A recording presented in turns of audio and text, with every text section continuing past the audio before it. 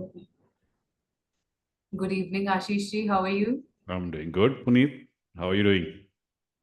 I am well. I'm very excited for today's podcast. And मैं चाह रही थी that today we talk about adversity. But Sure. before that, I would like you to introduce yourself a little bit. Oh, my Few name is words. Ashish. I've been working on self-discovery, self-journey for many years, and I am doing coaching, and I've been working with a lot of people to help them get better in their life, in their journey, and that's what I do predominantly, and it has helped me, and it has helped others. So happy to share what has worked for me and what has worked for others, the people I work with. Yeah, and I'm one of them. So I would like to ask you that like for me, like I look up to you. When you're in such a place, you look at the other person and you think that probably they haven't had like difficulties, they haven't like probably they had it easy. That's why they can talk like this, because when you have like you've not reached that space, someone's like kind of giving you a hand and come up. So how to like tread that path, because at times it can really feel you're trying to climb uphill, and in terms of your mental and physical challenges it can be difficult. So where to start from? Actually, I think there's a misconception that what you are feeling or thinking is not what I am thinking or feeling. I think it's the same. I think the process is the same. What you are feeling, what you're thinking, what you're perceiving is actually the same. I think only the difference is the pause that I might have, or the person who has practiced it, is slightly more often and more clearer than the person who is not practiced. So the pause, because there is no pause between thinking and reacting, feeling and reacting, or perceiving and reacting. I think the only difference is your pause window interval increases, and I think that gives you the opportunities as how you want to react. And I think otherwise, at the thinking level, perceiving level, feeling level, pretty much we are all the same. Everybody actually acts like a normal, and we are all normal. All have the same levels. So it's only the differences in the pause of reaction. So before I'm able to make that gap more profound, when I'm still actively dealing with a situation, or I can even call it a problem, so what would be the first step?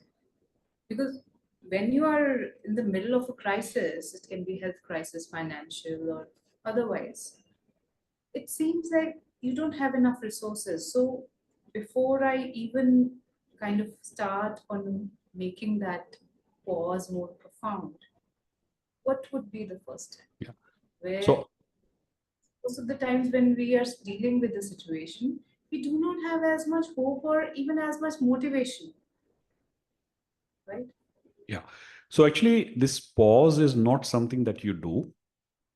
This pause actually starts to appear as your understanding becomes better. So for example, if you think that this is my problem, it's harder to actually get the pause. If you say this is our problem,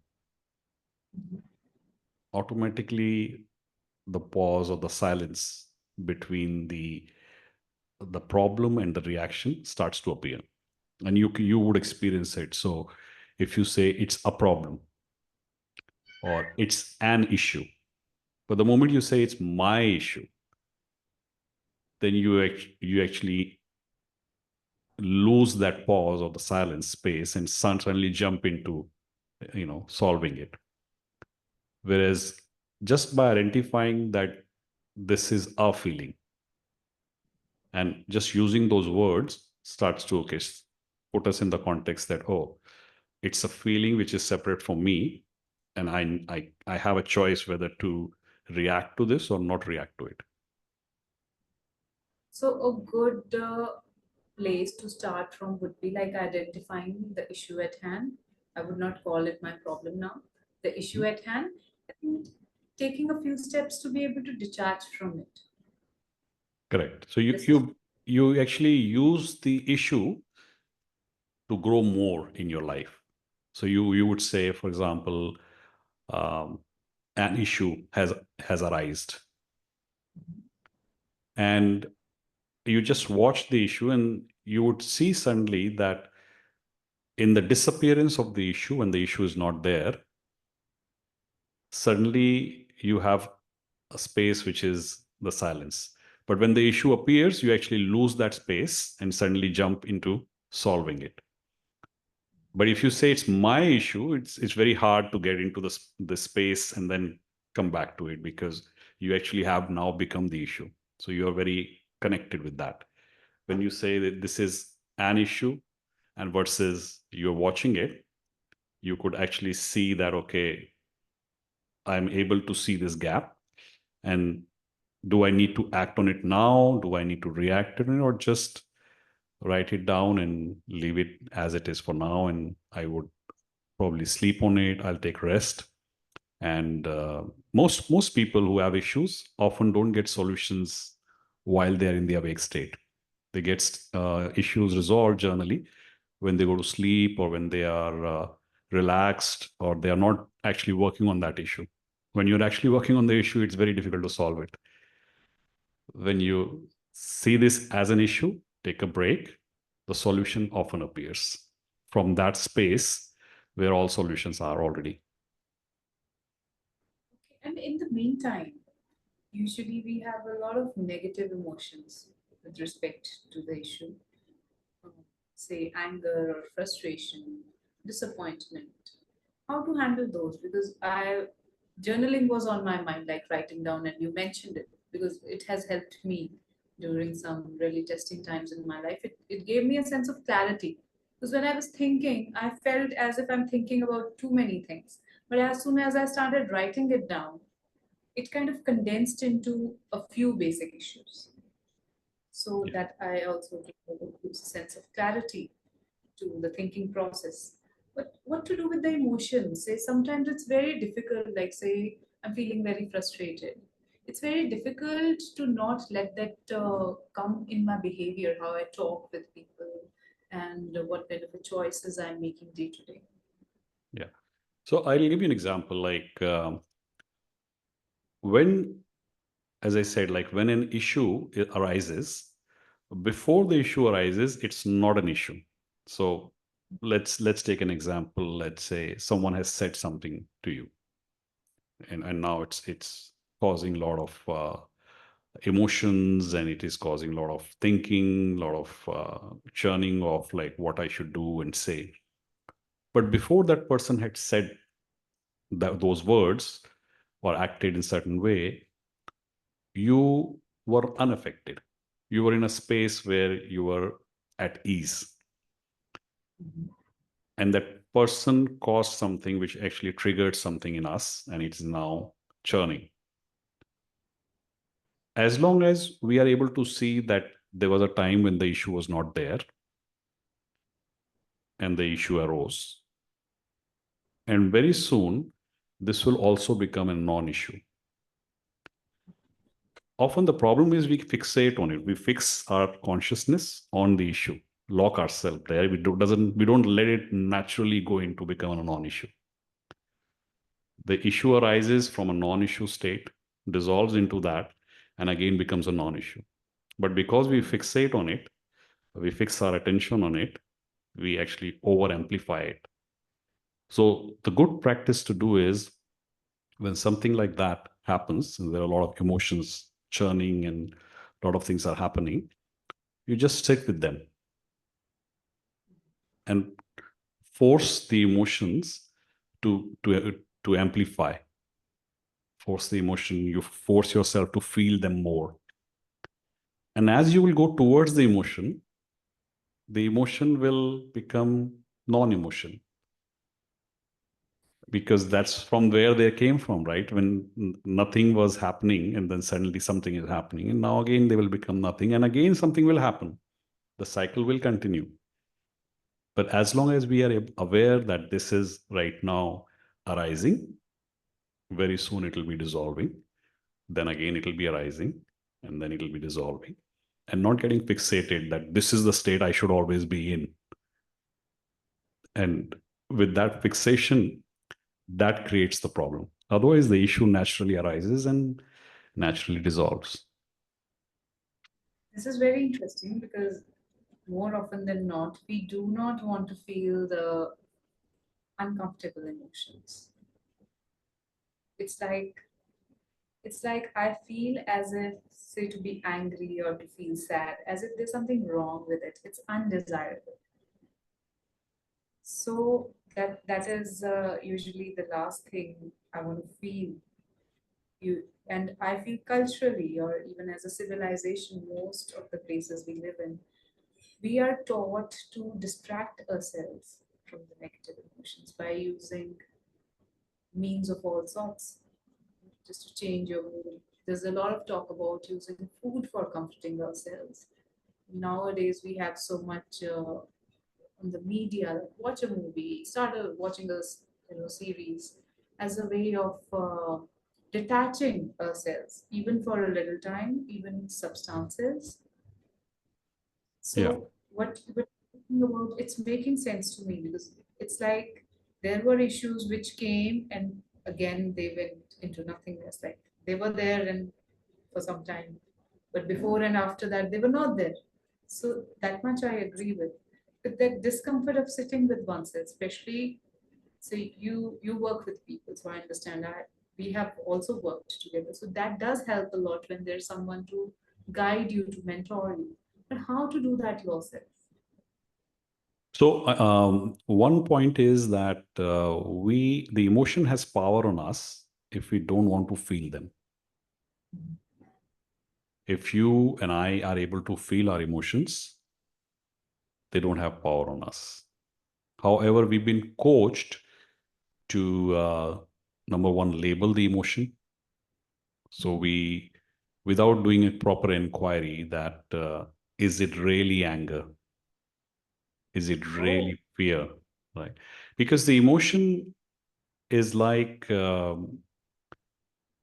bubble, or it's like water.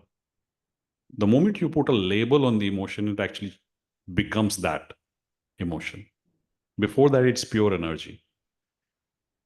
So if you don't put a label on the emotion that, hey, I'm uncomfortable with this emotion, it's just an energy which is coming in and going out. But the moment you put a label on the emotion, suddenly a lot of judgment comes in, suppression comes in. And the best way of handling any emotion is you just genuinely feel that emotion, accept the emotion okay. without labeling it, judging it, and seeing it as a pure energy and letting it arise and dissolve. So what I understood was that you said that emotions are just energy. In case we do not label them, they are not those emotions. But say my body is telling me that I'm feeling something. Say I'm feeling a little anxious, which I am right now.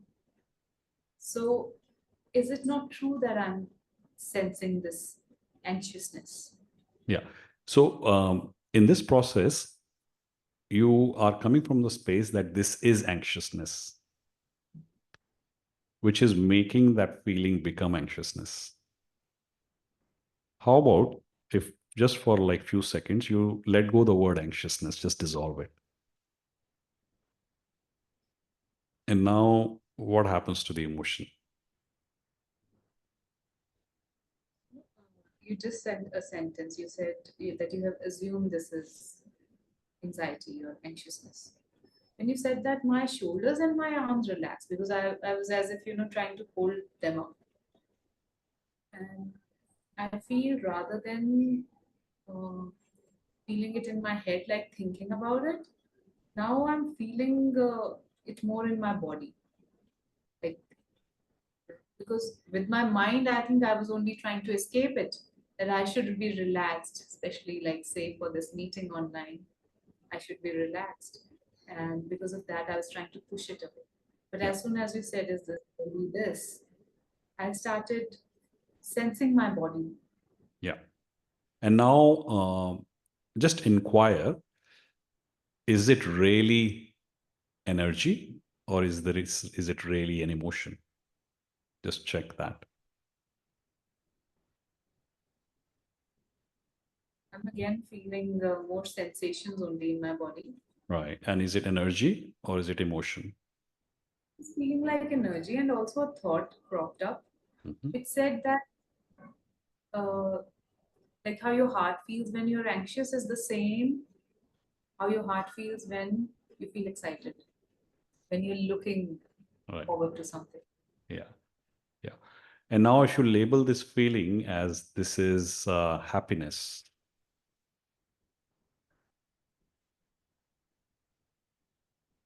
I feel a sense of entrainment, that sense of training of all these years from being a child to like uh, classifying emotions that comes in the way. Yeah. So one is, if you look at it as an energy, you will see that it comes and goes.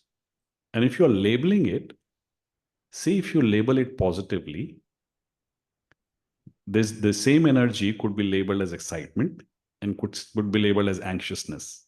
Your response will completely be different. The choice of labeling is in your hand. If you're labeling it, this is excitement, you will have a different energy response. Whereas when you say this is anxiousness, there's a different. You're just labeling it right now. If you inquire it or label it in a positive way, the energy will shift differently, will move differently. Okay, it's more like weaving your own story. Sort of like that, yes. Yeah. It's more like allowing the emotion or the energy to come up, and you have a choice of labeling it. Whatever level you put it, it's going to respond to that. And tell me something, is there a good side to emotions too? Because most of the narrative in the popular culture we have is a lot of struggle with emotions. Is there a Yeah. good side to emotions? Yeah, a Because lot of. more empirical question would be that what are emotions for? Yeah. So good, very good question, actually. So all emotions have a good side. So there is if you're playing, let's say, a sports, anger has a place in the sport. I remember there was a cricket match that was going on. I think it was World Cup in 2007 when Yuvraj Singh got very angry and he hit the ball for like six sixes outside the ground. So he actually used his an anger energy not to channel on a fight, but actually to hit the ball better. And often when I'm part of these public speaking forums where I go, and I often ask the speaker who did not do well, and I ask them during the break, how was it? And people who feel quite frustrated that they didn't do very well, I know they have a lot of potential. People who just say, yeah, it was okay, I will see it next time, it is fine. I feel that the potential is lesser than the person who's actually frustrated, because the person who's frustrated with that emotion, I know there's a lot of potential, just need to channel it. So there is, the way I see it, all emotions have a positive side. It's just that channeling of them is needed, not suppressing of them. That's what often we do. We suppress them and we just don't let them express or come out or channel them often. So the example you gave is very interesting. Uh, it's like one person had a more lukewarm feedback to give, and the other person had more intense emotions. So does it mean like the more intense emotions have more energy to them? As if the emotion is intense, there is, of course, more energy. And what was your question? Like, could you repeat that again? I said that does it mean, because I've never looked at it this way, but it's very interesting and it felt like almost like common sense as you explained it. So that's why I asked that a person who's saying, yeah, I'll see it next time, and someone who's very chill about it, like that's a lukewarm response versus, oh, I'm very frustrated, or like I should have done better. So the Yeah. second one has more energy to it. Yeah. So there's more potential. You can channel that energy much better. So, you know, it's very, very easy to channel people who have that much. So degree to the degree you're frustrated, to that degree you have very good chance of doing better next time or improving next time. But if you are not unaffected, it doesn't really channel any emotion. That means that it doesn't really is your, let's say, interest as much.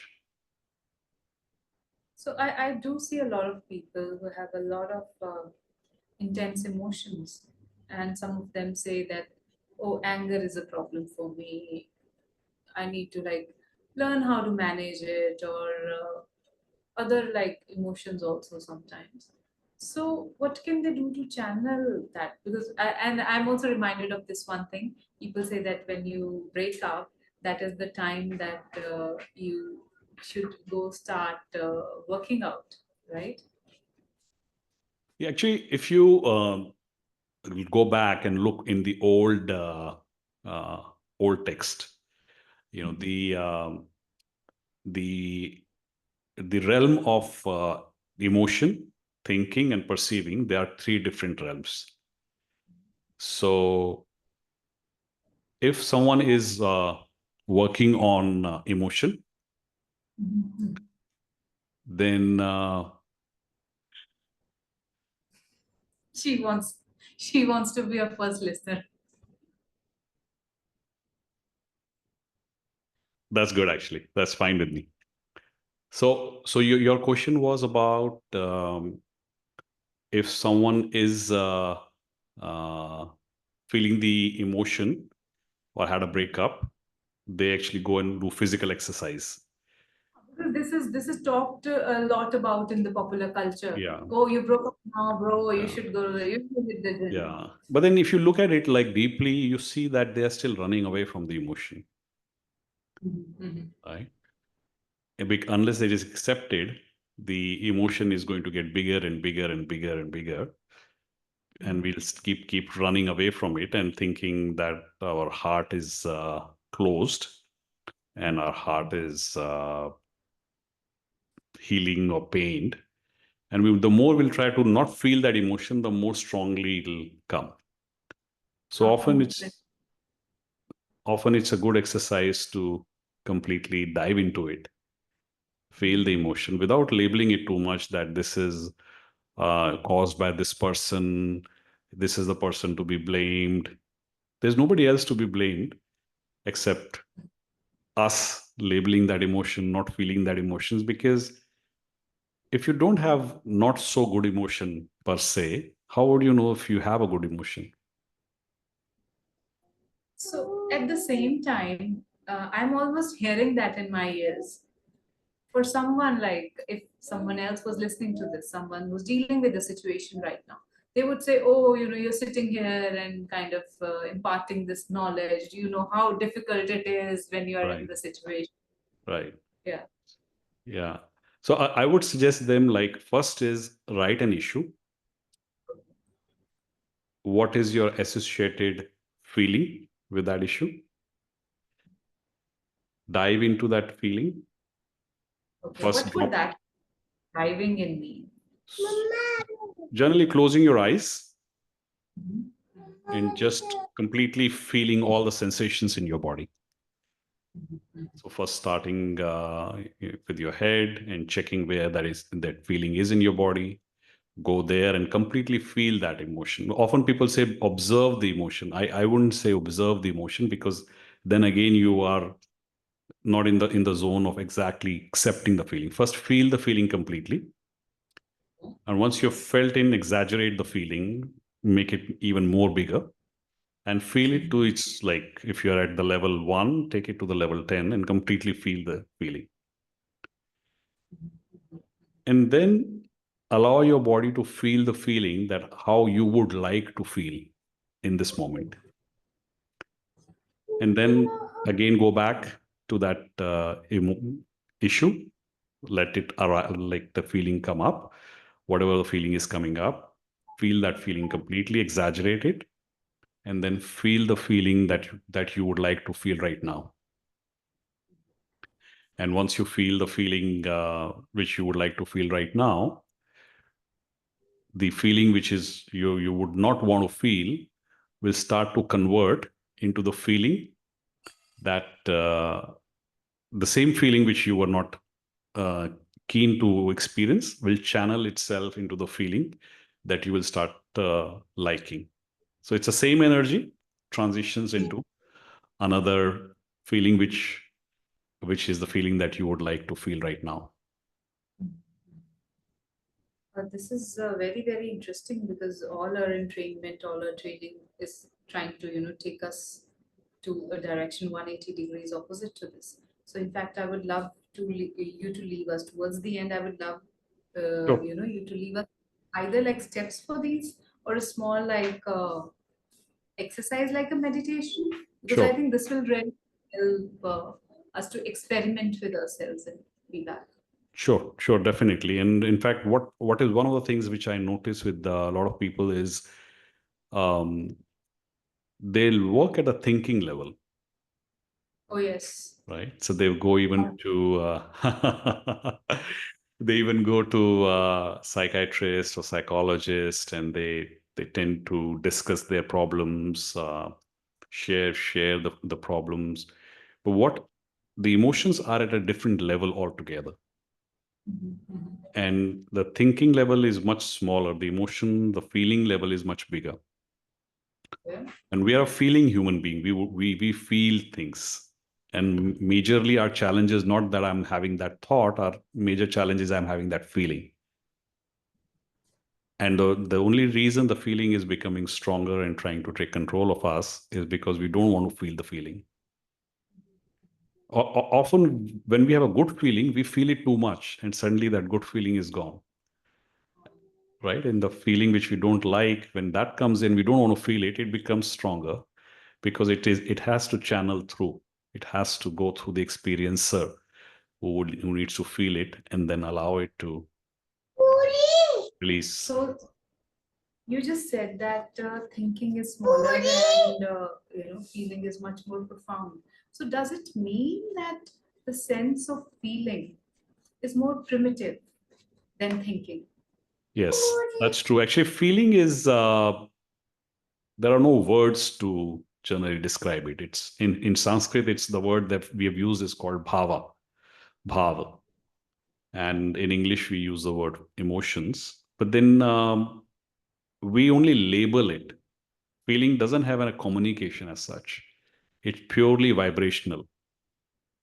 So if someone is feeling angry, his vibration is angry.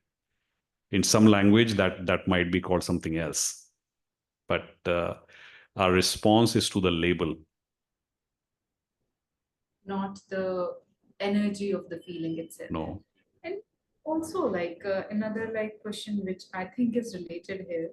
Many a times I'm a keen observer of people, and many a times I see people who have one predominant emotions, like that's their experience of me.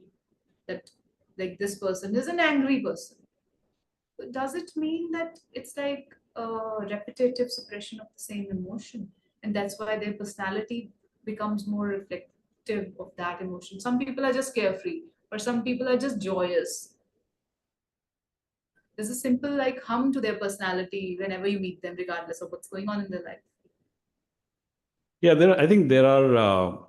different levels. Like one is the people who project certain things. But if you want to really know the person well, you have to sit with that person in silence, Mm.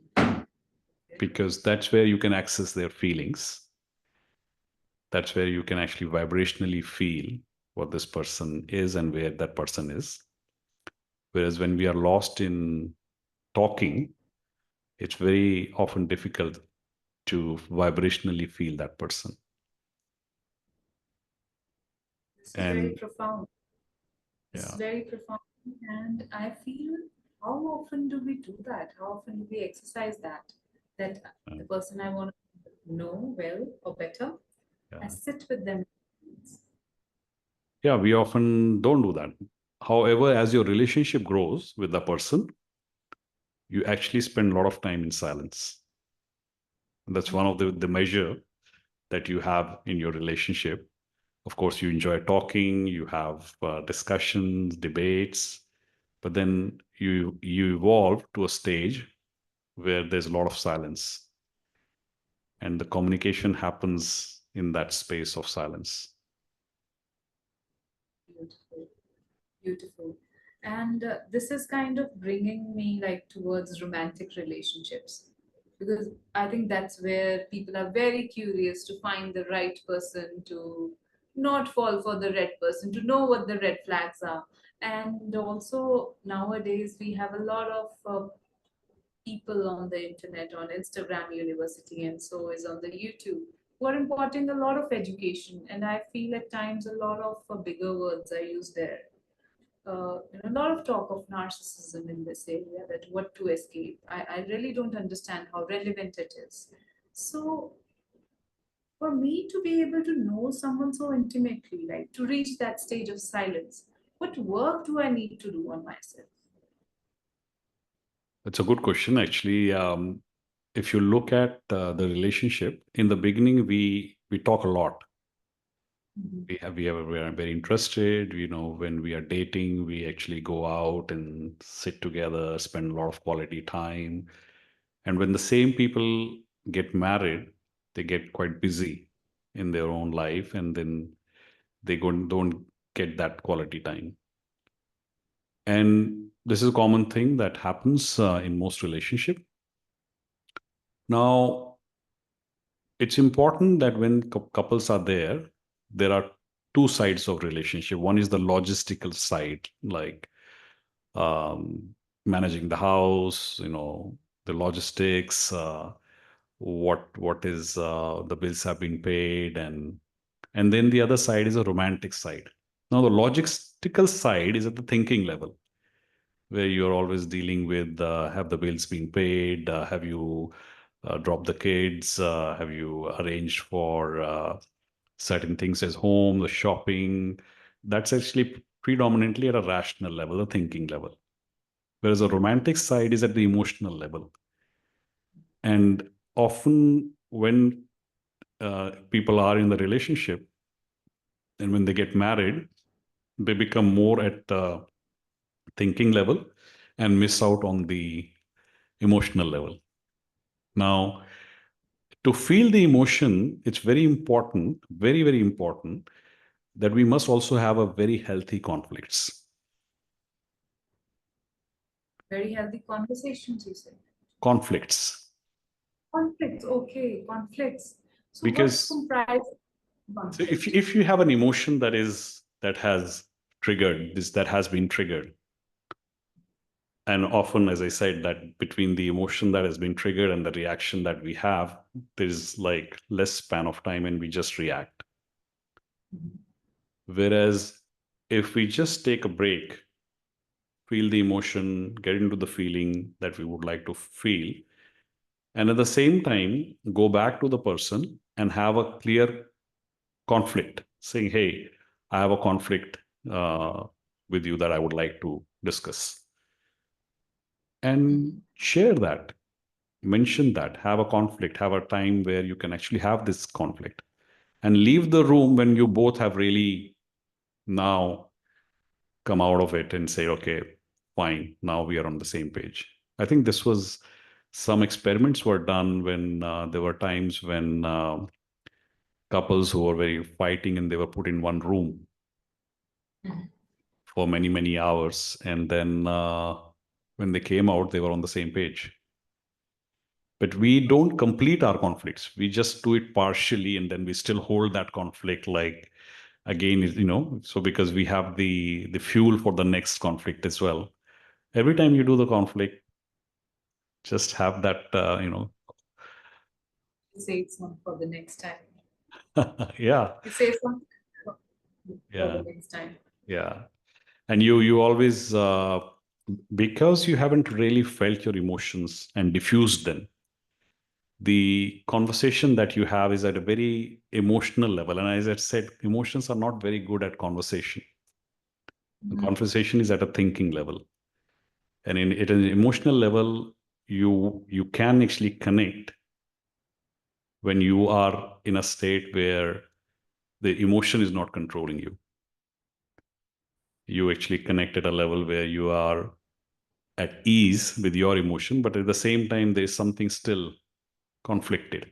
So you actually have that conversation and deal with that person whom you have a conflict with. Have a conflict, but not an emotionally charged conflict. It's more at a thinking level conflict. And owning your emotion, knowing that I'm going to feel this emotion, going to the state that I would like to be in the state, and then definitely book a time to have some good fight. And my first question is, because I hear this from lots of people, that what if your partner does not like confrontation? Because even if you reflect on a situation, I have a rule for this. I say I'll give myself 24 hours if I'm feeling something very intensely with anyone. If after 24 hours also I'm feeling this way, I will address this. But then there are people who think this is still confrontation, even without the emotional charge. They feel this is confrontation and they're not up for it. What to do in such a situation? So first is you own your emotion and you diffuse it, where now you are clear like what do you want from the other person. Now, if the other person doesn't like confrontation, your message needs to be in such a way, because now you are at a thinking level, you're not an emotional level. You need to craft your message in such a way that it lands on the other person, that he gets it. Which can only happen when you are at a thinking level, not at an emotional level. And owning the responsibility that I will make sure that this message reaches. And then let the other person absorb it. And whenever he complies with your message, you appreciate that. Often we reinforce what he's not doing, you know, and rather than reinforce when he's doing, and look for opportunities to see how you can reinforce that behavior or whatever you have. So owning that also gives you more better control and better leadership in your relationship as well. And knowing that, as I said, the conflict will arise, then there'll be a non-conflict situation. Then again, the conflict will arise. It's like a wheel. It keeps moving. There's no, Okay. and if you get fixated on one conflict, problem. If you are getting fixated on collaboration, it has to be always collaboration, like the movies in India or movies in the rest of the world's movies. You will be fixated that it has to be always collaborative. It has to be always non-conflicting. It doesn't work like that. It's always keeps moving. Collaboration, then conflict, conflict, and collaboration, collaboration, and conflict keeps evolving like that. Mhm. It's not This is fixed. really because I was just having a conversation with someone this morning, and I said, a relationship lasts only when people are committed to the relationship, because their commitment to each other may change over time. But if they want to keep the entity of the relationship intact, then you come from a different space. I may hate my partner one day. I may really love and shower him with affection the other day. But it has to be a sense of balance. And increasingly, I feel as the gender roles are kind of changing. We are no longer in those traditional roles. I think it's bringing up a lot of new kinds of problems. First, the roles were very clearly demarcated. Now that demarcation no longer works. It's like I work outside the home, so when I come back home, you help me at home, says the woman. So, and also, would I be right in saying this if I say that more and more our societies are becoming more individualistic, even in the East? And because of that, that sense of patience people had, of not reacting very quickly, of having bigger families, and how the conflicts were easy to diffuse because there were so many people. I had elders at home always said, it'll be okay, this shall too pass. From that space, we have come to be a generation where instant gratification is ruling the roost. What would you like to say about it? Yeah, I agree with you. I think because we are so uncomfortable with feelings, we want to quickly fill the feeling, whatever the feeling is demanding, and the instant food or instant joy, instant gratification is basically numbing the senses, and then it becomes slowly an addiction. Now, if the emotion is accepted, when the energy is arising and it is accepted, and we enter the state that whatever we are trying to do, we are able to generate that state by practicing the steps that I was mentioning. You actually experience that you don't need the object, you don't need that thing, you are already in that state, and from that state you may decide to do it, you may decide not to do it. And most of the fast food culture has come from one country in the world, and so it's not necessarily right and wrong, but if you go and eat in the food court versus if you go and eat at home in the food cooked by your mother, uh, completely different energy. And when you consume a fast food or consume that type of food, you automatically also have an influence on your body, which tends to generate those type of emotions, which are again reinforcing the fast food or fast gratification, fast thing culture. So you end up becoming addict to it. That is so true. I always uh, kind of contemplate over this because it's like there's a saying also in Hindi, "Jaisa an vaisa man," right? Mm. If I'm Yeah, correct. yeah, you're right.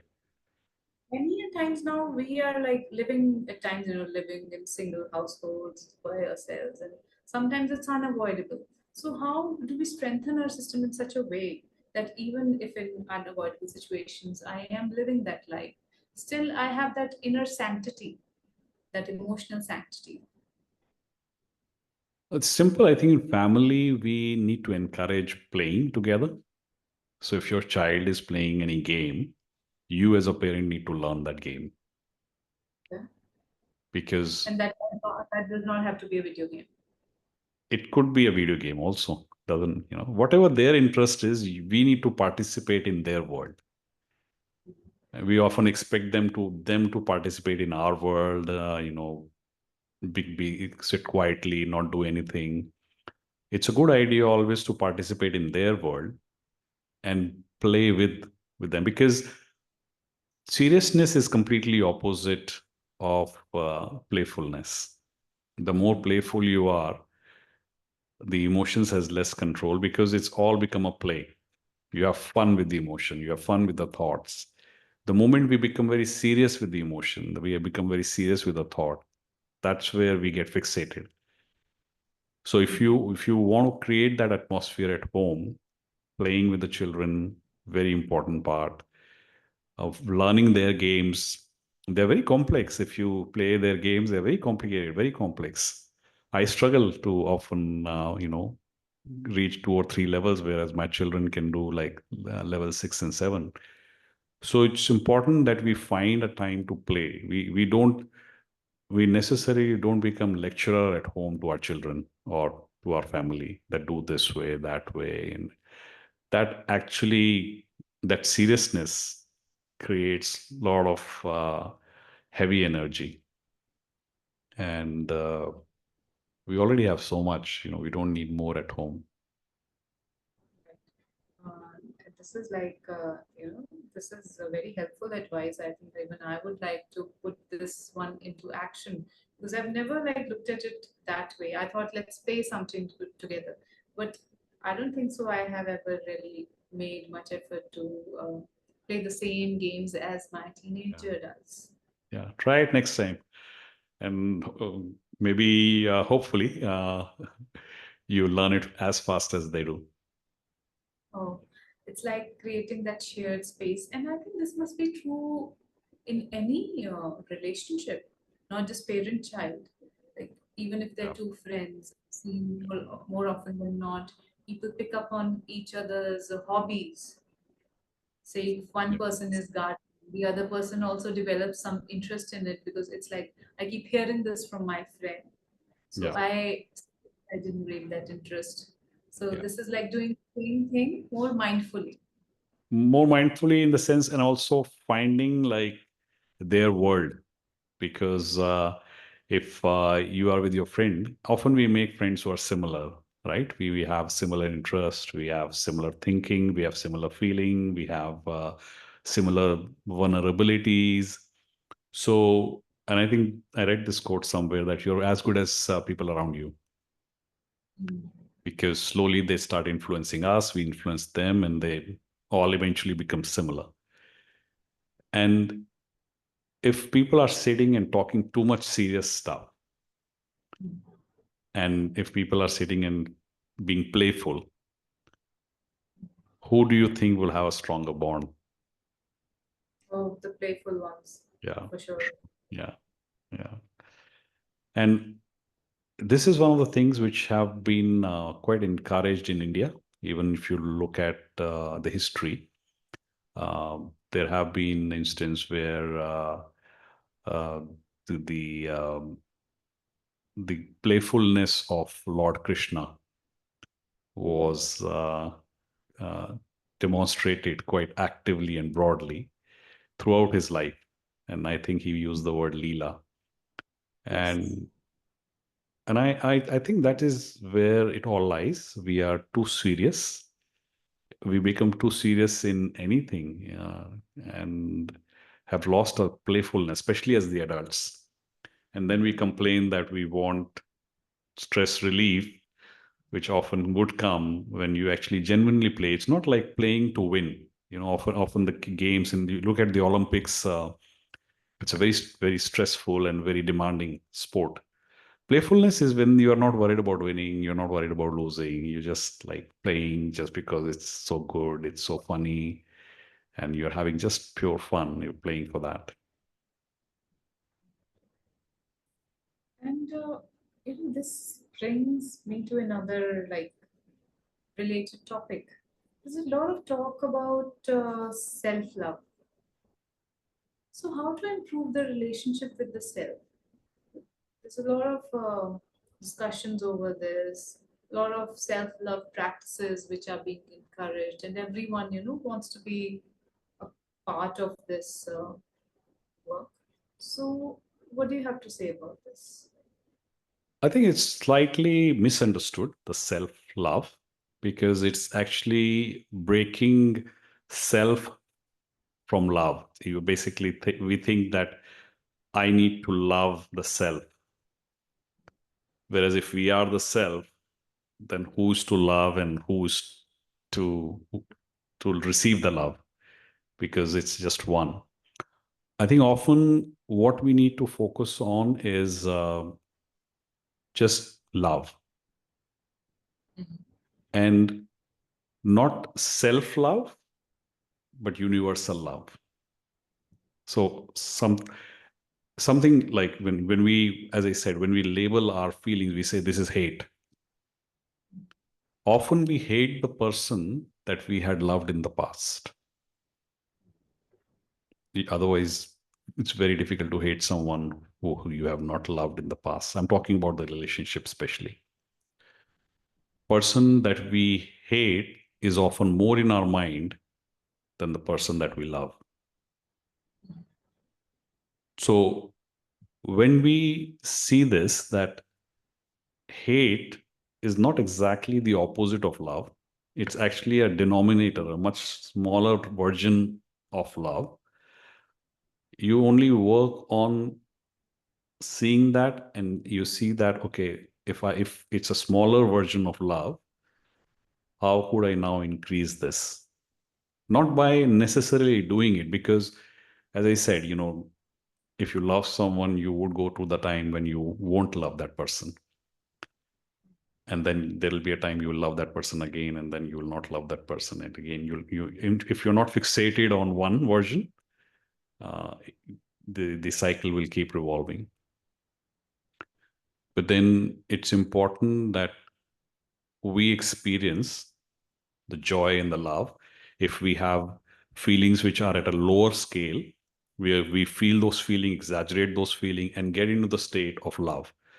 I wouldn't say there is something called a self-love. I would just say there is state of love. And when you get into that state of love, whoever you meet can actually sense that in your vibration. So what is love really? Is it no sense of openness? Is it a sense of inclusion? Is it lack of sense of separation? Like, what is love? Because most of the times when we talk about love, it's either romantic love or familial love, mother's love for the child, and all of that. But then when you talk about universal love, what is it? So there are two types of love. One is it's very transactional. Like, Mhm. I give you love, you give me love.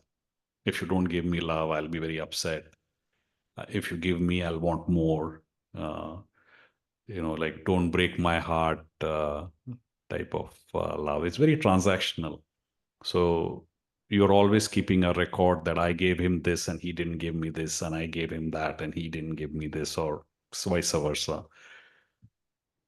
For me, I wouldn't say, I will call that as a conditional love. The other type of love is, which is very sacred, is where just pure giving, you're so happy with that. And I think that's often associated with mother's love, especially when the child is small. That's unconditional love. When it's unconditional, uh, that is true love. When it's transactional, it is quite dependent on minuscule changes in the other's behavior, and suddenly your love has suddenly changed into hate.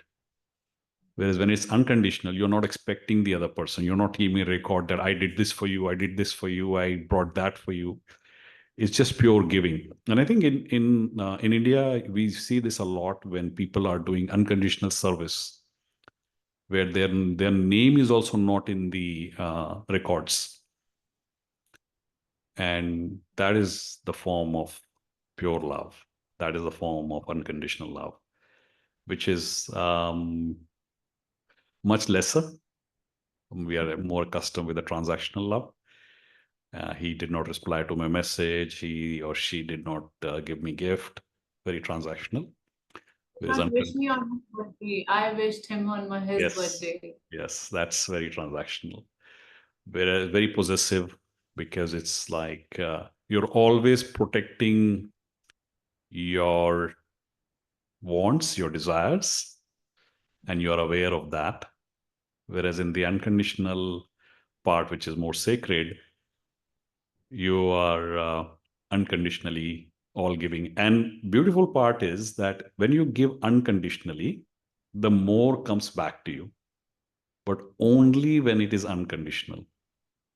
So it's a very thin line. If you say, yeah, I'm doing it unconditionally because I'm going to receive it, you'll not receive it. It is when it is genuinely unconditional, and you know it, and I know it when we do it, the universe finds ways to return back to us in multifolds. But again, I feel when a child is born, as they grow up, they start becoming aware of their surroundings. They're not aware of competition, but slowly education is also trying to do that to children, right? Bringing that reason, that power to discern whether this person is doing better and this is not. And that's why I feel the whole idea of a transaction seeps in. Yeah. And you were just talking about this not having expectations a little while earlier, I think, with regard to work, and now we are talking unconditional giving, which is true love. So how do we go beyond thinking?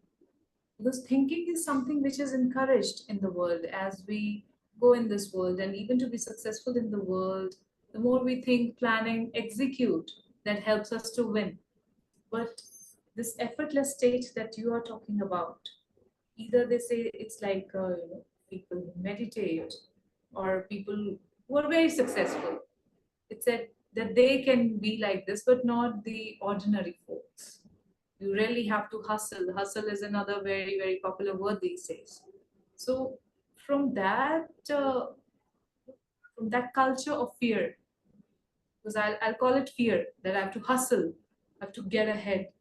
How do I come to this feeling of contentment where I don't have to compete, where I don't have to see what I'm getting in return?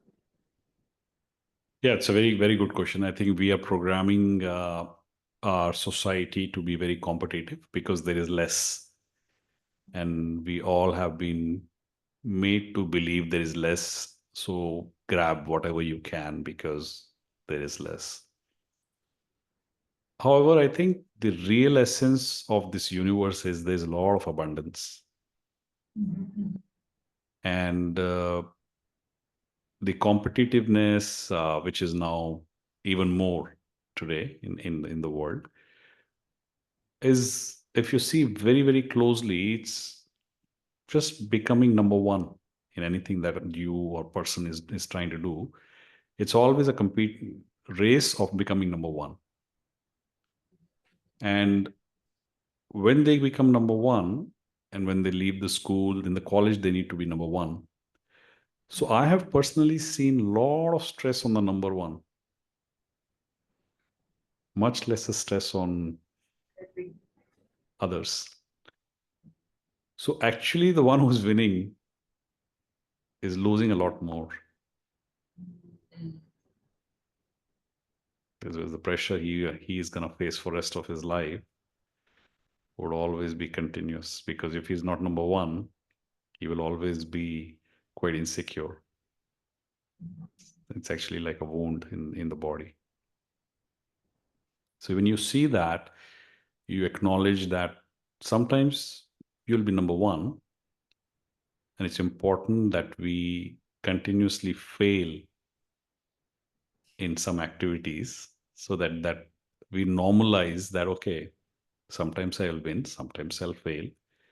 And often, in my personal opinion, and I'm sure you might have seen the same, that when you fail, you become more humble. Yeah, I would agree with that. And I would also like to add here that whenever we are number one continuously in any area, that encourages, you know, being myopic. We're just focused on that one area because that becomes my self-worth. I'm the topper, I'm the gold medalist, or I'm the best at this. The wheel shall move a full circle. Correct. Correct. And in my, if you see, if person has not failed, that means he has not taken many risks in his life. And people who you and I have met, who have failed many times, but then actually have succeeded, they have much more humility than person who has succeeded very early. But then, failure is going to come. It's the part of life. If you want to grow in your life, you want to take risks, failure is part and parcel of it. But it's not necessarily the failure. It's a fear of failure which is a problem. And once you fail, you actually become very humble. That, hey, you know what? Like I was there was a small equipment in my home which I didn't know how to switch on the on button, and it was off for like few weeks, and I was just saying it's not working. And but then one day someone came and he said, yeah, that's the button, you should switch it on. And it was right there. I just didn't see it, and I felt so sort of unaware and not observing so well that day. And I felt so humble that, yeah, it's like it's so good that I don't have know-how of, even though I am technically reasonably good, but still I miss some basic, mistakes. And being in that moment suddenly made me a better person. So it's, And yeah, and I always feel that when I fail at something, it's it's a course correction. yeah, Maybe I'm supposed to do the same thing in a different way. Or maybe there's something else which is far more exciting, far more creative for me, which is waiting, yeah, for that course correction to happen. correct. And failure is, in a way, there's, of course, there's a part of learning, but at the same time, it puts you on the ground. Mm.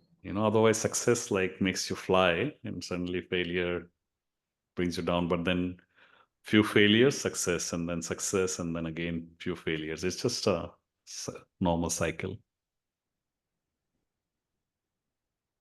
Lovely, lovely. And in fact, now that we have talked at length, I would like you to leave us with either like steps towards doing this on our own, Sure. or like maybe what kind of a guided meditation. Because earlier today you were talking about bringing up a feeling and intensifying it. Yeah, That was very interesting. I think it will be a lot easier for us to do it. sure. The guidance. So I can share the steps. Maybe I think it'll be easier, and I think people can use those steps. So um, let's say there is a past memory that person is holding, and he is still having a lot of emotions and feelings that is generated along with that. So first is, this is our memory, and you write it down on a sheet of paper, and you see what is coming up in the body, and you just feel that feeling and exaggerate it, like exaggerate it till it reaches its peak. Feel that feeling and exaggerate it till you have now completely felt it. And now you go in the state of the feeling that you would like to feel for that memory. That when that memory comes up next time, what would you like to feel? So feel that feeling in your body. And again, if there is more feeling attached to that past, which you are not comfortable with, you again feel that feeling exaggerated. And again, remind yourself of the feeling that you would like to feel when that memory comes up again. And do this until that memory has now transformed into generating the new feeling. And Like, suddenly, when I think this is. I said over and over again. yes, over and Like, over again, till that memory has disassociated itself with the old feeling, has now started generating the new feeling. And once you keep doing it, the memory eventually will dissolve. And now you can choose to feel the way you would like to feel. Often we have lost the idea that we are the one who are in control of telling our body how the body would feel. And we can just do this small process. Whatever the body is feeling, feel that, exaggerate it, and then go into the feeling that you would like to feel in that particular moment. And continue doing this until that feeling which you would like to feel is now here in the now. And you pursue that feeling. And this you can apply in any part of life. For example, if you are going for a meeting, you're very nervous, you write down what the issue is that you are currently imagining, because the fear will not come without imagination. So you are actually projecting in the meeting that client will be tough, or you would have, let's say, you would not be able to answer questions. Whatever imaginations you're having, you write that on a piece of paper as not your imagination, as an imagination, and then feel whatever feelings comes up, and then go into this feeling that you would like to feel when that imagination is coming up. Feel that feeling, and if you like, you can create the new picture that everything is going well, people are appreciating you, and have a good imagination, and change that and feel that feeling in the new context, until either that imagination has now become so strong and the feeling is so strong, now you walk into the meeting, that you already have that feeling that you wanted to have after the meeting. You've already got it now. Very interesting. Yeah. So we have something to play with. Yeah, sure. We'll continue this discussion. So if you have more questions, happy to take that. Thank you so much. There's a lot more. I think we'll continue this with another topic. Thank you so much, Okay. Ashish ji. Pleasure having you as well. Thank you.